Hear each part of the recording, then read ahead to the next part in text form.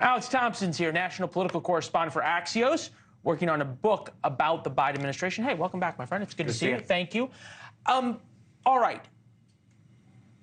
Bill O'Reilly made the point, and I think very correctly. If this is a referendum on Joe Biden loses. If it's a referendum on Donald Trump loses. Mm-hmm. And I think that's how everybody sees this race, right? Yeah, okay. right. So what is left for Team Biden to try and make this a referendum on Donald Trump if Robert De Niro doesn't work?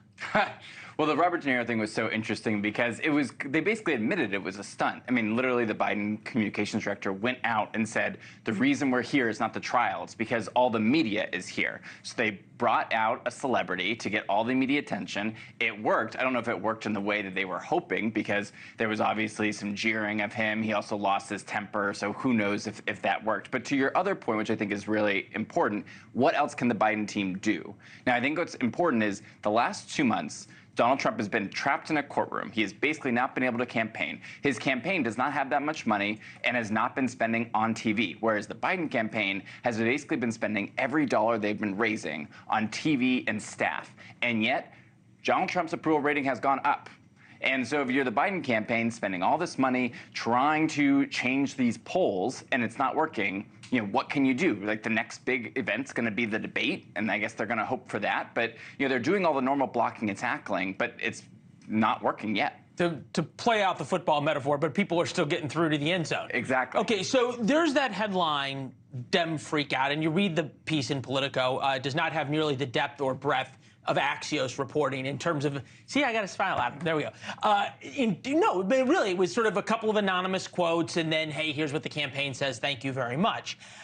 The problem with freaking out is that you start making dumb decisions, and then it causes people to freak out even more. Is there a game plan beyond telling everyone how terrible Donald Trump is?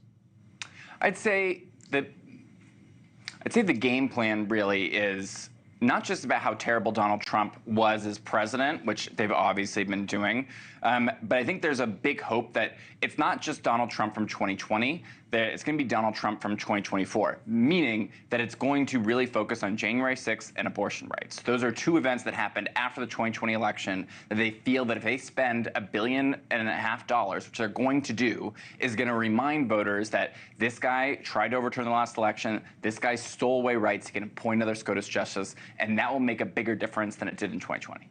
Thanks for watching. Go to joinnn.com to find NewsNation on your television provider.